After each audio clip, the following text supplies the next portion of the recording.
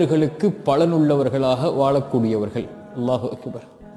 தன்னோடு வாழக்கூடிய படைப்பினத்திற்கு, மனித இனத்திற்கு, முஸ்லிம்களுக்கு மட்டுமல்ல, கிறிஸ்துவர்களுக்கு மட்டுமல்ல, இந்துக்களுக்கு மட்டுமல்ல, உலகத்தில் மனிதன் என்ற உருவத்தில் தோற்றத்தில் பிறந்த எல்லோருக்கும் பலனுள்ளவனாக வாழ்பவனே அல்லாஹ்விற்கு விருப்பத்திற்குரியவன். அல்லாஹ் அவரை நேசிக்கிறான் என்று அல்லாஹுடைய தூதர் ஸல்லல்லாஹு அலைஹி வஸல்லம் சொன்னார்கள்.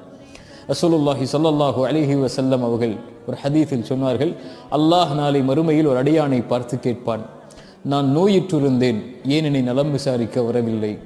நான் தாகித்திருந்தேன், ஏன் என் தாகத்திற்கு தண்ணீரை கொடுக்கவில்லை? நான் உணவுக்கான தேவையில் இருந்தேன், ஏன் எனக்கு உணவை கொடுக்கவில்லை என்று அல்லாஹ் கேட்பான்.